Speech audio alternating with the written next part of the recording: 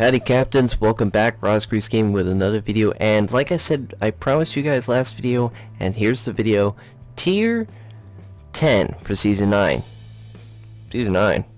If you guys haven't watched the last two videos, it's right up there, you guys can watch that. So Season 9, we're going to have actually the lower tiers, rank 23, all the way up to rank 10. When you get to rank 10 to rank 2, you have to play Tier 10 ships. That's a little weird, Raz. Well, hey, don't play with me. That's what Wargaming wants. So that means I had to do multiple videos for you guys, including this one.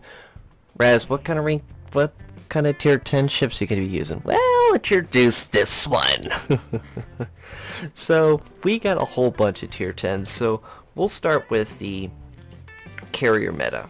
As my one friend stated to me, if you're going to see a lot of the Moines and stuff like that, you're going to have to play, you know, the frickin' American meta, which is the Midway. Midway is really good with the AP bombs. However, let's point out, folks, that the Midway's got 136 planes and is getting nuked to only using 96 planes. So if you guys love that aircraft hangar size capacity, get ready to have a quarter of your chunk getting removed.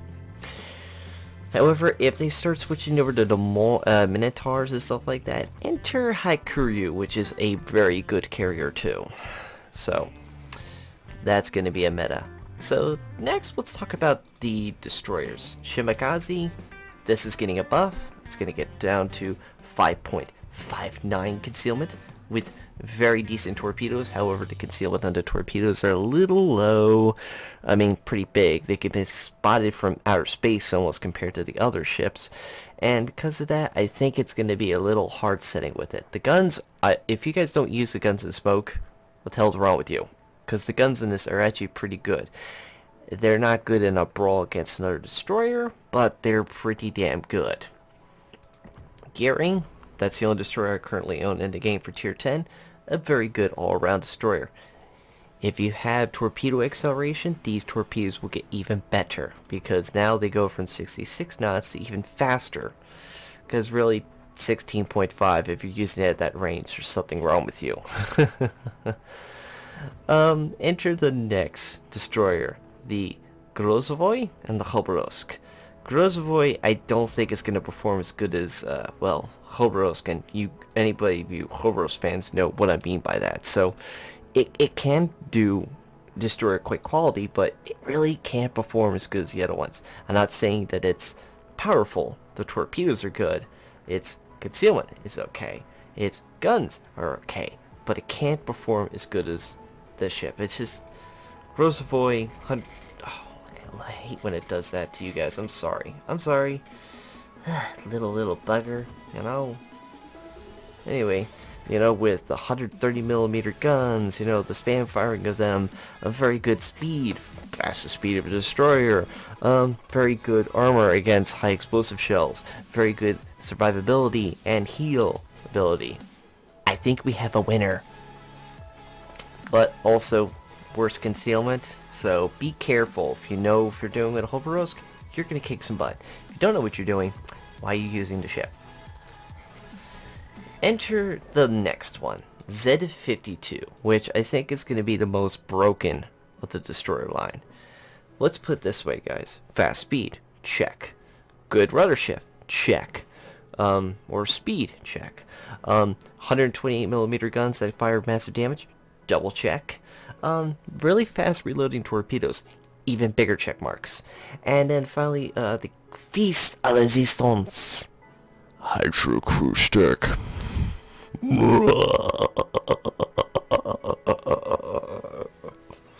So you have the ability with Hydroacoustic to do massive detectability in the area of the cap, detect the ships, span the fire, span the torpedoes, and complete a complete scumbag. This thing is a very, very, very good destroyer. Sometimes I think a little too good. Panasian, though, is going to be a little bit of a problem. It does have the gearing guns, cool. It does have the a very good ability to pop the smoke and instantly get out or switch over to radar, but it doesn't have the same torpedoes. It has deep water, so it can only go and kill cruisers, battleships and carriers. So it's going to struggle on that department. And that's where the problem kicks in. So, I don't know. If it's going with teammates and you're able to position yourself and get kind of where you need to go, you can do good. If you don't have a team with you, you're going to suffer big time. To the point where actually it's going to be a problem. Now, let's get to the next part. Cruisers. So, cruiser-wise, it's a different story. For French, we also have the Henri. Henri, very good guns, very fast speed, decent torpedoes for what it has, but a massive detection and not the greatest armor. I think it's a mixed bag for this ship. It definitely, if it's an actually player who actually knows what the hell he's doing, this ship's going to perform okay. If it's an idiot playing behind the wheel and is assuming he knows what he's doing, you're going to have a one dead ship on your hands. But then again, I'm saying this at a tier 10. Let's hope, right? Minotaur is going to be... come on. I double clicked. I apologize again. Minotaur, on the other hand, is going to be stupid powerful. Best concealment, very good rudder ship, even if you double even more. 4 quads, 2 quads on each side, but it can single fire and fire rate range. 5 dual purpose twin gunned 152mm guns that have a span fire ability to fire 18.8 rounds a minute. Actually, it's technically res 18.75. Okay, I beg to differ. Derp heal and a really good anti-air defense. Oh, by the way, it's a British cruiser, so it's the special HEAP shells, and it instantly goes from 0 to 60 and in the water very quickly. Going forward, I think we have a winner. Oh wait, I forgot 2 more things. Oh yeah, it has smoke or radar. What kind of flavor do you prefer? Now the next ship, Hindenburg. It's a brawler. This is what this ship can do. But at far ranges, because of its turtleback, it's going to suffer. Basically, that's flat out. Very good AP shells, okay HE shells, but the HE shells can pen basically any battleship too, which is a good kicker for it. And also the torpedoes are very good for close range combat, with also very, very decent anti-air ability. I think I said pretty much summed up that ship. Massa, on the other hand, is a different story altogether. She's basically a very large land yacht. Very poor concealment, laser gun accurate guns that can do very good high explosive or armor piercing type shells. Very good health pull with the ability to actually not just, you know, hold the fight but heal. Oh, did I forget to mention it has 11.5 kilometer radar ability? Yeah, it does have that. So that's really, really good for this ship. Really powerful. Now, finally to the last 2 cruisers. Des Moines.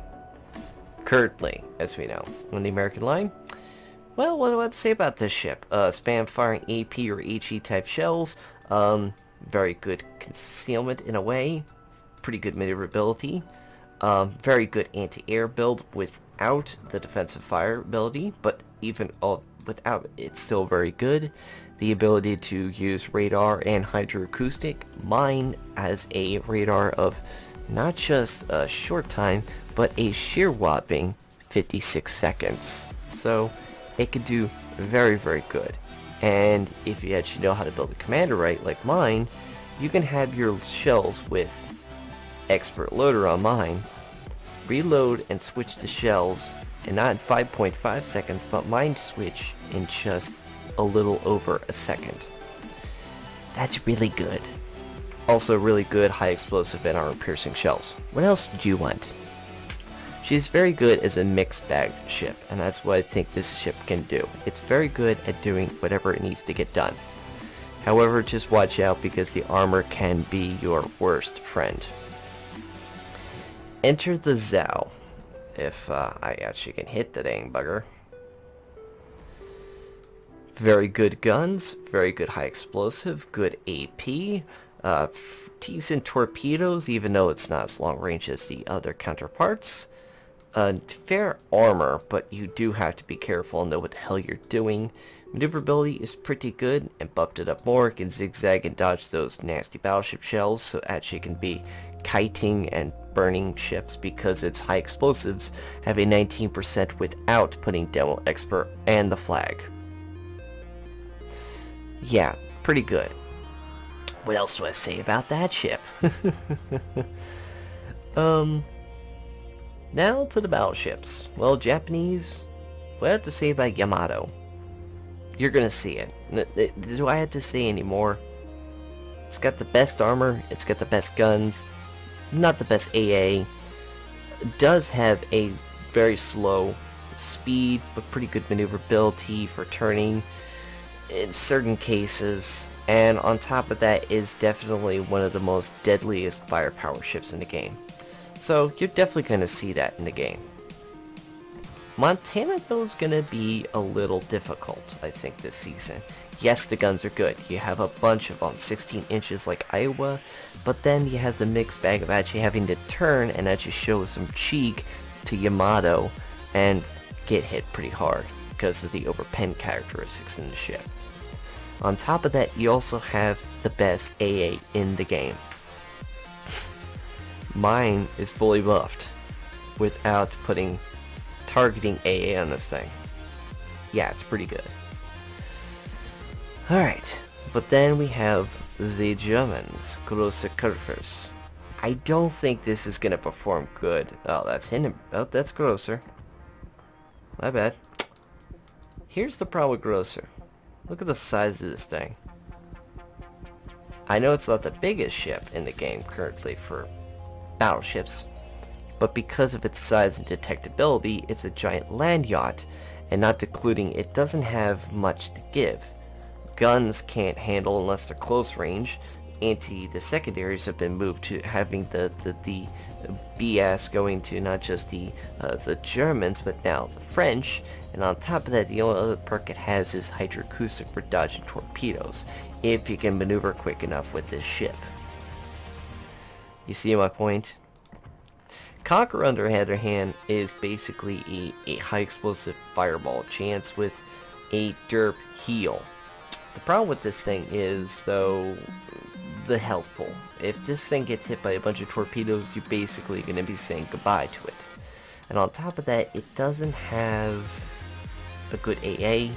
And another problem with this thing is it doesn't have a very good amount of damage unless it's doing the high explosive nerf derp. But it does have a very good concealment. And again, I think this ship is only good if your teams are good. If you have a good teamwork, you're not going to perform as good. If there's no teamwork, you're going to be struggling, and you're going to have to assume where everything's going on with your teams. If you can't, you're going to suffer. Now to the last ship in the game. The Tier 10, new Tier 10, I should say, Republic. I dabbled with this in the test server, and I was actually pleasantly surprised. It actually was performing quite well, and here's why. Secondaries was doing good. Anti-air was holding its own. Its speed is the fastest of all the battleships, and another kicker is the guns. They do a lot of overpenning through targets, but when they do hit, they do massive damage. And the kicker with them is they reload is instead of 2 rounds a minute, it's 2.5 rounds a minute. So you can fire a little more quicker, put more shells on the target, and the penetration is just good enough to actually do it. So this ship can actually be a ninja pinch when it's necessary, especially with its speed. You could flank positions and get massive hits. So it's gonna be quite interesting this season. You're gonna see a lot of people trying to get quickly into positions and hold the ground. That's where you're going to see a lot in the ranked. And I think at tier 10 especially, a lot of the holding the positions and the battleships kind of trying to stay close, if not in the back. So you're going to have, for example, destroyers wise, you're going to have to get a lot of people scanning positions and actually getting the kills first. If they can get the kills first and getting destroyers out of the game and getting the positions under control, now you got actually the meta kicking the other team in the teeth and defeating them very quickly. If you're the one who doesn't have the destroyers at the end of the destroyer little brawls that they start in the beginning, you're going to be struggling. You're going to have your cruisers actually pull the weight now, with hopefully your battleships seeing positions and flanking. So the biggest thing that's going to be your biggest problem is not just the ships, it's going to be your team. They're going to be your second worst enemy. If you can't help with your team as much as you are and they are, you're not going to help. It's going to be that meta problem. But overall, there's a lot of tier 10s in this season, enough to get this definitely seriously going, and I'm looking forward to it this season. I'm primed and ready to go. I hope everybody else is primed and ready to go this season. I'm looking forward to seeing this season. Rate and comments down below if you see any ships that you actually think you're going to use this season. I'm always interested in hearing what you actually going to use. You know, hit that like button if you like this video. Hit that dislike button if you didn't like it at all. For God's sakes, let me know if you actually like it or not. And on top of that, you know, there's down below there's also my Twitter if you want to see me on Twitter, all that kind of stuff down there. And on top of that, you also could find me on Twitch. There's a link down below for Twitch. You guys can see me streaming. I stream at least 5 times a week, for God's sakes. And you know, that's one of our kind of cool things. As always, take care of yourselves and see you on the high seas. Take care, guys.